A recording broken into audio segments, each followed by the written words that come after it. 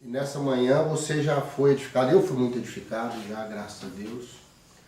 E nós precisamos retornar mesmo, repensar algumas essências. Segundo a Crônica 7,14, que a gente gosta tanto, né? Deus fala assim, o meu povo, não é qualquer povo. Se chama pelo meu nome, não é qualquer nome. Eu ouvirei dos céus, não é qualquer lugar. Né? Então, essa confiança na imagem precisa ser restaurada. A imagem de Deus. Não é? Você não vai refletir algo que você não confie, que você desconfie. Não é verdade? Então, assim, eu queria enfatizar só um pouquinho mais, caminhar um pouquinho mais no aspecto da missão. Né? O Igor foi muito feliz em mostrar o que é, e agora eu queria falar um pouquinho como que a gente vai fazer com isso, de maneira mais prática. Né? Que é o grande propósito do PCT, é movimentar, é movimento dos conceitos. Não adianta você achar lindo o que você ouviu aqui hoje de manhã se isso estacionar na sua mente e não descer do seu coração. Não adianta nada. Olha que legal aquilo, dissesse, legal aquele negócio que eu falei. Nunca tinha pensado daquele jeito. E daqui meia hora você está com outras coisas na sua vida. Não é? E você está... Porque uma das coisas mais terríveis com relação à fome, não é só que a gente faz rituais, que a gente ficou seletivo. Né? Então é o leão que fala assim, não vou atacar aquela zebra porque eu não gostei do jeito que ela me olhou. Eu simpatizei mais com a outra zebra. Achei as listas. Nós temos essa coisa estranha de escolher pra caramba. As gerações anteriores, a do homem moderno, tinham pouco a escolher. Você tinha 4 canais de televisão para escolher. Hoje você tem mais de 300. Isso nos põe mais confusos do que a gente estava antes com 4. Porque o excesso confunde mais do que a falta. Né? Então, se você tem muito mais opções, você vai ficar muito mais confuso do que com menos opções. Temos 3 lugares para ir nas férias. Então, né? Tem um quarto, que é ficar aqui mesmo, porque não tem dinheiro. Né? Mas hoje não, hoje você tem N, 1000 lugares para você ir nas férias. Antigamente, eu lembro que as pessoas tinham que ter o dinheiro para fazer as coisas. Hoje eles falam, você não precisa ter o dinheiro, eu dou um jeito de você ter sem dinheiro. Se você dividir em 12 vezes, você divide em 15 vezes e assume uma coisa que você não tem. É simples assim. Não é verdade? Aí eu jogo para frente a coisa, me alegro com o momento e pagar é uma consequência, é uma loteria. Pode acontecer ou não.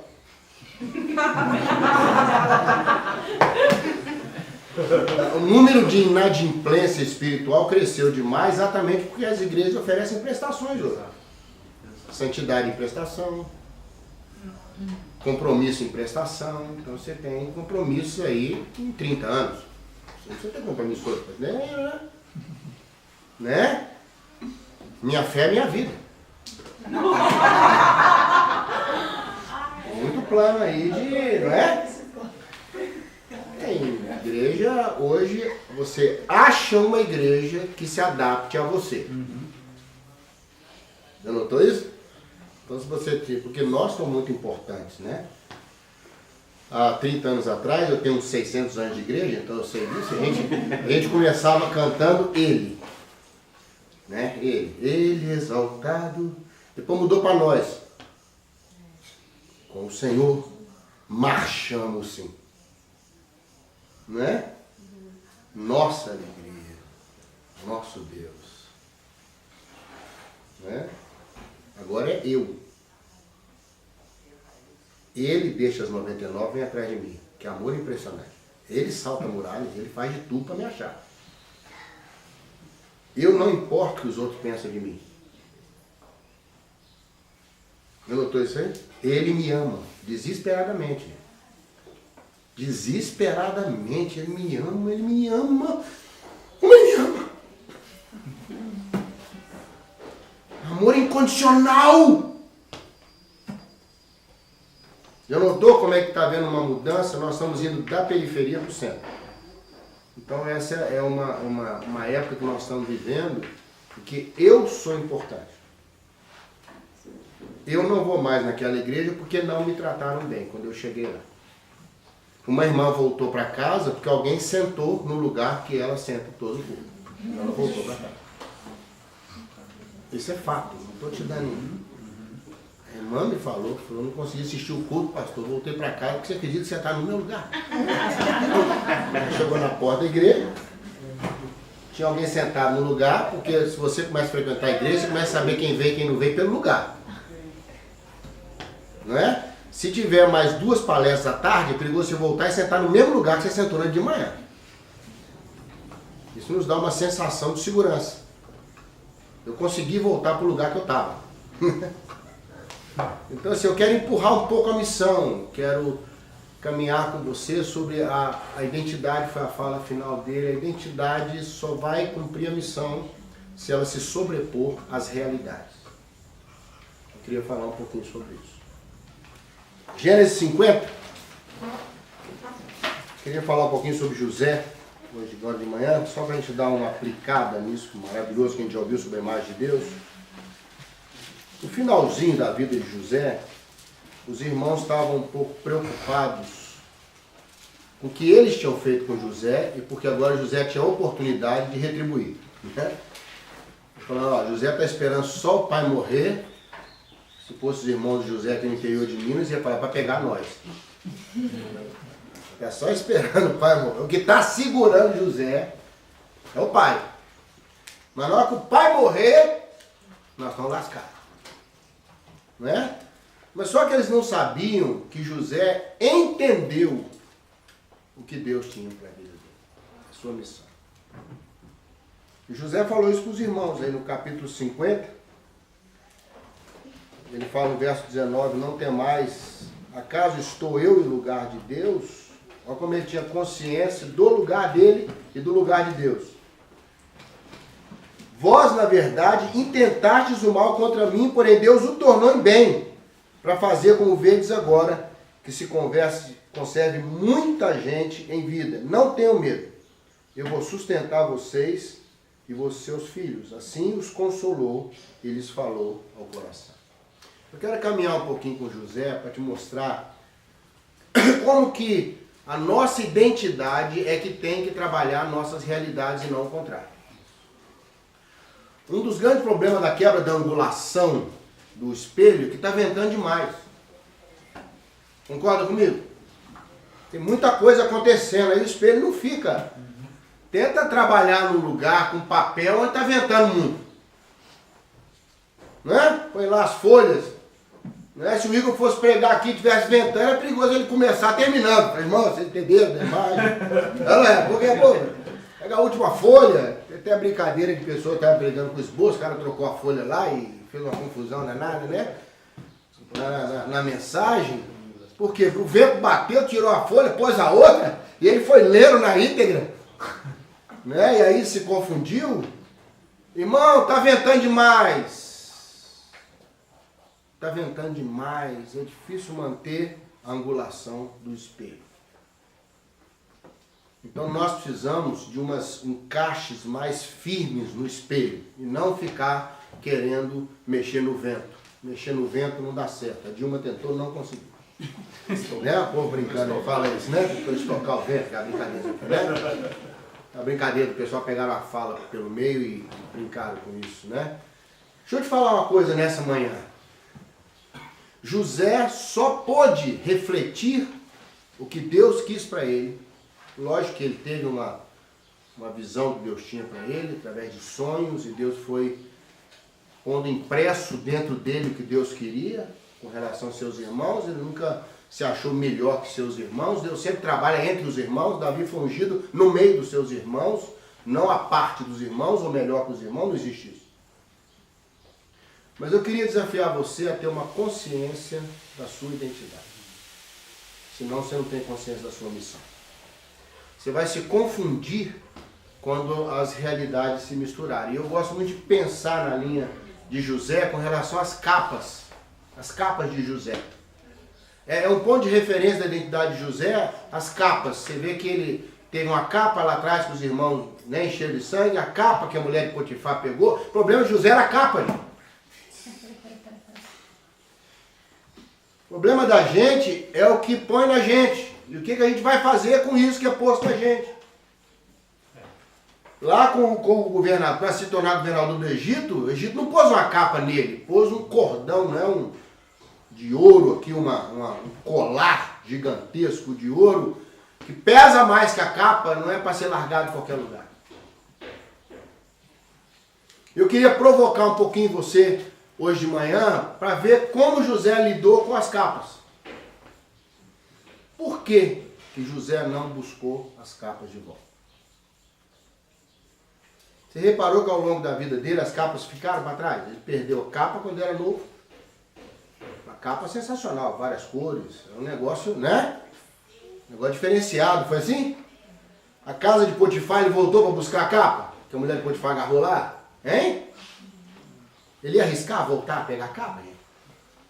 É aquele negócio, me dei bem uma vez, para que tentar segurar, não? Hein? O erro de muito cristão é que ele vai buscar a capa com a mulher de Potifar, meu irmão. Hein? Ele quer apagar qualquer rastro. A única evidência que ela tem contra mim é a capa. Lava Jato, fase não sei qual do Egito. Hein? Não era a única evidência que ela tinha? Percebe? E ele voltou para mexer com isso? Não. Certas coisas na sua vida você larga para trás e que Deus cuide dos detalhes que ficaram para trás. Amém. Nosso erro muitas vezes é voltar para trabalhar coisas. Amém? Deus pode estar falando com alguém aqui, né? Primeiro ambiente de José, a primeira pergunta que me vem é por que José não quis saber da capa de várias cores que os irmãos tomaram dele. Já reparou isso? Por uma razão muito simples. José está agora com 30 anos, não é isso? Quando tomaram a capa dele, ele devia ter uns 14, 15 anos. Não é verdade? Sabe o que José descobriu? Que a identidade dele agora é maior do que a capa que ele vestia. Você consegue entrar numa roupa sua de adolescente aí? Hein? Pega lá uma blusa sua. Olha, eu tô pondo de adolescente, eu tô sendo misericordioso com muitos aqui. Não precisaria ir tão longe não, não é não? Não é? Sabe aquela blusa lá guardada sua, um tempão que você não usa, você fala, não, tempão que eu não uso essa blusa. Aí você descobre que existe um bichinho dentro dos armários que eles comem a roupa. Porque todas ficam menor que a gente. Eu não estou dizendo aí? Não é a gente que engorda, é a roupa que diminui. Tem um alien dentro do armário. E ele come a blusa e ela era GG, vira G! Com uma camisa polo. Quero levar você uns anos atrás. Eu era adolescente, então há 1000 anos atrás. E estava chegando Natal. Natal era uma festa na igreja muito importante. Tá? A gente punha roupa nova no Natal. Era um dos momentos raros que a gente punha roupa nova. E eu estava arrasando aquele ano, com a minha calça verde água, boca de sino. Cara, eu estava arrasando. Meu sapato com salto de madeira dessa altura. Usava? O detalhe, a calça escondia o sapato, a gente parecia um toco de árvore andando. Era um negócio sensacional. Faltava a camisa para combinar com a calça verde água e eu não tinha dinheiro mais. Aí me falaram que perto da rodoviária tinha uma lojinha com promoção. Eu corri lá, comprei uma camisa polo vermelha.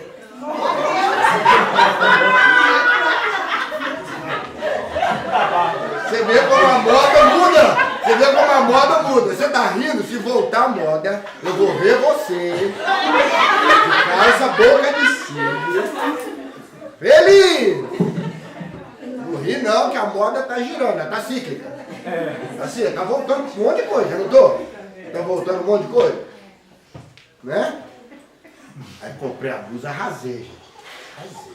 calça verde água, bem colado no corpo, assim que usava, bem colado no corpo, meu cabelo grandão por cima da orelha, e fazia aquele chanelzinho no final aqui, que era moda. Cara, eu tava arrasando na década de 70! Tudo de Pigmalião. Aí eu arrasei, fiquei feliz, mas eu cometi um erro fatal. Lavei a camisa.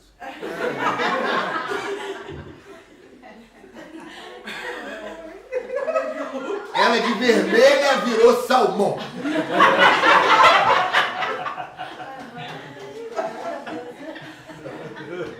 E depois que eu lavei, não entrava mais. Só se eu achasse um anão para doar.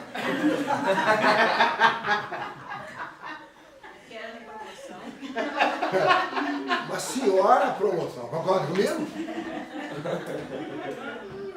Meu irmão, tem uma coisa que tem que estar impressa na sua identidade, se ela for a imagem de Deus. Ela tem que ser maior do que a realidade que você já viveu. A túnica de várias cores, maravilhosa, cumpriu o seu propósito, foi expressão de amor do pai dele, mas não cabe mais. Amém? Amém. Por isso que ele não buscou essa capa. E por isso que refletimos uma imagem de Deus às vezes, porque um dos simulacros que buscamos são capas antigas de várias cores. Ah, eu já vivi isso. Ah, já teve uma época, rapaz, eu li a Bíblia assim, saía fogo das letras. Eu podia cantar um corinho que os anjos faziam o back vocal. Irmão, houve um tempo que a túnica de várias cores cumpriu o seu propósito na sua vida. Amém? Amém. Mas sua identidade, o que você reflete de Deus, tem que ser maior do que o que você viveu. Senão, você vai se perder. O ângulo mexe o ângulo. Senão você vai entrar naquele processo que foi dito aqui, eu quero ter para ser. Então, se eu tiver uma posição na igreja, não é possível. Eu fui pregar, uma irmã me procurou, falou, pastor, eu estou pregando para minha mãe, ela está velhinha, mas ela não aceita Jesus, a velha. Mas eu fiquei pensando, pastor, não é possível que Deus vai deixar ela entrar, velhinha. Eu falei, irmão, você acha que na porta do céu tem assim, idosos? Grávidas. Mas ela estava tão desesperada, porque ela falou que a mãe dela aceitava Jesus, mas tinha medo de se eu aceitar falsinho. Sabe que ela aceitava para agradar a filha? Você já não sabe qual que é? Entendeu? Eu falei, irmã, prega e vai no pró-réu. Na dúvida é pró-réu. Sua mãe aceitou? Falou que sim? Vamos dar um crédito pra velha? Ué, como é que ela vai saber se aceitou mesmo, se não aceitou mesmo? Olha a ansiedade que o inimigo ia pôr no coração dela. Aceitou, mas não aceitou. Se lá no céu não achar minha mãe. Irmão, você vai ter 3 surpresas no céu quando você chegar lá. 3? Pode escrever aí. Primeiro, você vai encontrar lá quem você nunca pensou que estaria lá. O quê? Aquele é o Fernandinho Beiramar? Não pode. Não pode. Aquele do lado do querubim ali? Não pode. Meu professor de inglês, que é uma coisa ruim, que nunca nem capeta ia entrar naquilo. Porque o capeta ia ter que ser liberto, não a pessoa. A gente orar pro capeta sair. Feliz. Cara ruim. Segunda surpresa. Você não vai encontrar no céu quem você tinha certeza que ia estar lá. Que? Aquele irmão toda hora citava a Bíblia. Toda hora me exortava que eu tinha que ser isso, tinha que ser aquilo. O cara parecia um pistoleiro. Velho Testamento de um lado, Novo no outro, ele com a mão assim. Meus irmãos, né? Eles chegam perto da gente assim, já viu esse pistoleiro? Aí você olha assim, de um lado tá o Velho Testamento, do outro tá o Novo. Você tem medo de chegar perto dele, né? Conhece o irmão que o apelido dele está escrito?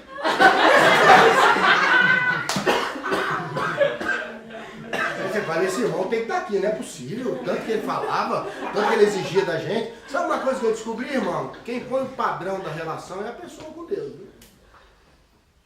Quando você achar uma pessoa que você fala, não, mas Deus é duro com ele, pode saber que ele é duro com as pessoas. E que ele é duro com Deus. Você fala, então é assim, nós vamos conversar? Não tem problema não. O outro que é cheio de misericórdia, cheio de amor, você vê que Deus... Não tem pessoa que é assim, mais fácil de conversar? E tem pessoa que ela não conversa, ela delibera? Você chega perto dela e fala, não sei o que a gente vai almoçar hoje. Pss, anota aí. Tá muito quente, nós vamos fazer salada. Salada azeada no calor. E ai de você, se nessa terra falar assim, mas você podia fazer uma saladinha, tem gente que gosta. Ó, se depois alguém passar mal, não me chama não, falou? Vai morrer verde na minha frente. Eu vou falar assim, vai com Deus. Não tem pessoa de assim? Ela deixa pra chupar. Então sabe como é que você tá na pessoa assim? Fala, ó, moça, aí que vai ter salada, falou? Eu assumo se alguém passar mal com a salada. Então tá! Aí essa pessoa vai orar, fala, Senhor, me dá, ela fala, não! Senhor, o que é isso? O quê? Ô Deus, é pra casar com a menina? Não! Por quê? Porque eu não quero. Nossa, que Deus duro. Mas vai ver a pessoa, como é que ela é. Vai ver como é que trata. Vai ver como é que reflete a imagem. Tem gente que reflete a imagem tão forte que cega a gente. Então que Deus dê graça a você, para a sua identidade ser maior do que a capa de várias coisas. Porque isso é um laço. Essa capa não serve mais. Ela está suja de sangue, ela está desproporcional, ela está descontextualizada para um homem de 30 anos pôr uma capa de um menino de 14 anos. A terceira surpresa do céu. É a terceira. Nós estávamos lá. Ah, Eu propositadamente esqueci. Mas a terceira é você parar e falar, meu Deus. não é que eu cheguei. Tô aqui.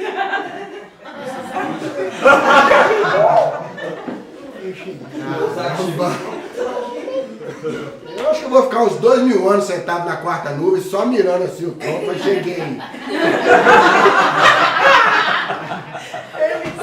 Porque os outros pensam que conhecem a gente se conhece, o Senhor sombra. Oh meu Deus! Estacionei o topo, meu Deus! Tô aqui! Graça, como diz a canção antiga, superabundante graça, que Deus paciente, que Deus insistente, para não tirar de mim o céu. Porque graça é quando Deus não dá aquilo que a gente merece. Ou graça é quando Deus dá o que a gente não merece, né? Basicamente é isso, né? Graça é favor merecido. Deus dá o que a gente não merece. E misericórdia é quando Deus não dá o que a gente merece. Viu? Deus vai olhar para você e falar, você precisa mesmo é esse aqui, ó. Mas a misericórdia pediu para esperar. Eu não estou falando, Isaías falou, o Senhor esperará para ter misericórdia de nós. Tem hora que nem querendo ter misericórdia, pode ter naquela hora. Tem que esperar um pouco para poder exercer misericórdia. Segunda capa é a capa da casa de Potifar. É uma realidade de confrontamento. É mexer nos simulacros, como foi falado, de uma maneira intensa. Meu irmão, tem simulacro aí, cá para nós é um espetáculo. A gente fala assim, às vezes, né, a gente trocou, pôs outra coisa. Parece, irmão, dá um pudim de leite com um baguelo comer pra você ver. Porque é uma experiência única.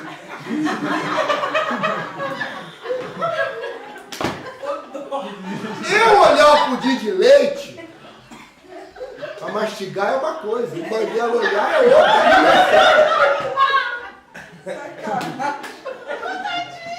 Concorda comigo? Porque eu tenho dente que encara picanha, ele não tem. Então a picanha faz parte do universo. Difícil para ele. entendeu a questão do simulacro? Às vezes o negócio não é simples assim não. Não é? Porque coloca assim, a gente fala e tal, e aí a mulher de Potifar não devia ser uma coisa tão ruim não, porque o José não corria dela, corria para ela. E sedução não acontece de um dia para o outro. Ninguém dorme de um jeito e acorda ao copo. Isso é um processo. Todo o processo de esvaziamento é aquilo que foi falado. Perdeu-se a comida, mas a fome trabalha. E durante uns dias você troca por jejum e continua crente.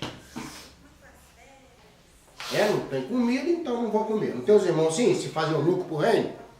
Mas a maioria faziam nunca pro reino, né?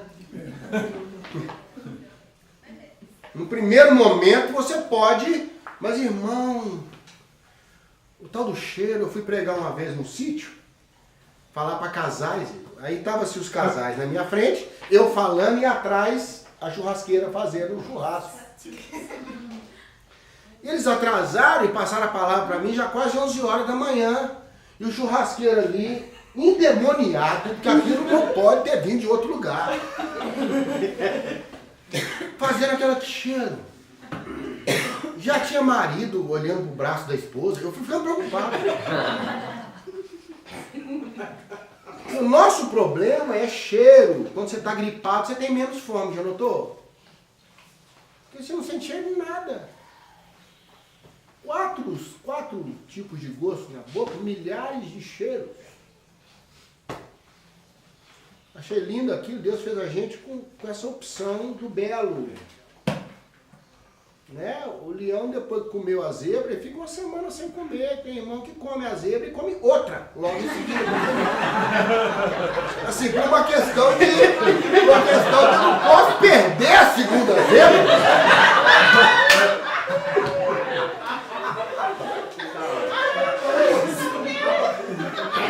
Eu saio com a minha esposa e ela tem uns argumentos que eu não entendo, porque eu não sou mulher. Ela não precisa de nada, mas ela vê uma liquidação. Aí ela fala assim, não posso perder esse vestido nesse preço. Como eu vou fazer 35 anos de casado, eu não pergunto mais nada. Quando eu vivi a ilusão de que você pergunta e terá a resposta, eu falaria, mas você precisa do vestido? Eu falo, a questão não é essa. A questão é a oportunidade. Olha o preço. Eu nunca vou achar um nesse preço. Aí hoje eu já largo pra lá. É o preço. Entendeu? Compra essa coisa e me mantenha no Éden.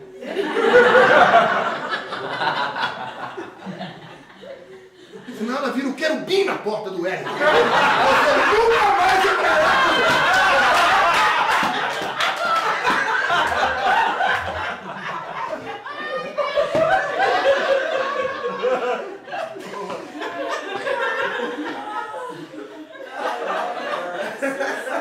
Você vê que os solteiros estão rindo sem saber o que está acontecendo. Casado ri com mais convicção. Mais ou menos isso. Por que José não voltou para buscar a capa da mulher de Potifar? Porque a identidade era maior? Não, porque ela era melhor. Ele fala uma coisa para ela ali que eu acho interessante, ele fala, eu não faria isso com o meu Deus. Ele não é a questão do Potifar. Ele estava além. Que tem irmão que é bênção perto dos irmãos, é o Potifar.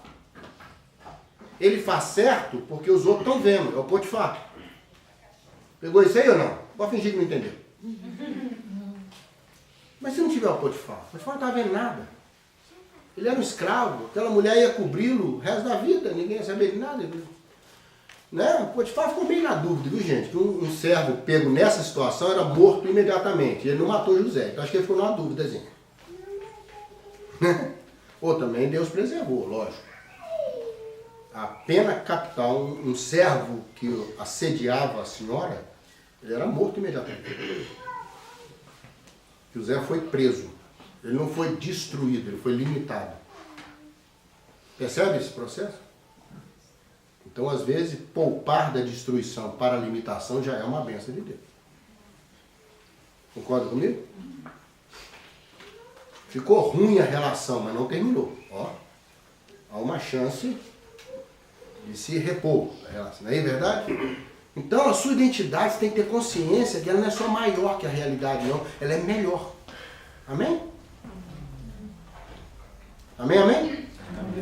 E vem a terceira agora. Para terminar, quero só trabalhar em cima do que o Igor trouxe, que foi muito rico. Aí vem José para a realidade de ser o governador do Egito. Aí o propósito da imagem de Deus vai se cumprir na vida dele, qual é? Se interpor entre a destruição de Israel e o futuro de Israel.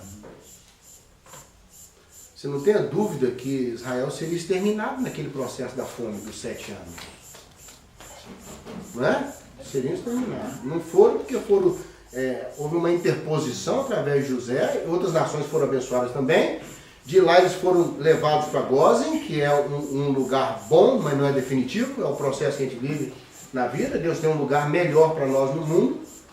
Amém? Na terra de Gósen, é o melhor que Deus tem para você possível dentro dessa realidade. Mudou a realidade? Não, é o Egito. Mas dentro do Egito, Deus tem uma terra de Gósen. Quer dizer, Deus tem uma opção para nós dentro das realidades em Deus. Não é isso? E eu acho interessante que dessa vez não há um confronto do melhor nem do maior. Há uma inserção, há um envolvimento da identidade. O Egito passou a ter a cara de José. Onde que você vê isso, pastor? Quando o faraó fala assim, a partir de hoje, quem decide é ele. Uma ordem do faraó. Depois de mim, carro que vem atrás, puxado por éguas, que era a melhor expressão, não é? da cultura para os animais, eram éguas separadas que puxavam esses carros. O carro de faraó era puxado por 2 éguas, né, lá em Cantares. Tem hora que ele fala isso, né? As éguas dos carros de faraó te comparam mais a mim. E tem irmão infeliz que aplica isso fora de contexto. E a mulher aproveita logo um coice nele, né? Para pegar ele já. Como ele já mudou a proposta, né?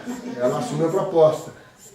Eu lembro de um jovem uma vez, falou isso para a namorada dele, um adolescente, achando que estava elogiando, né? Óbvio que o relacionamento terminou.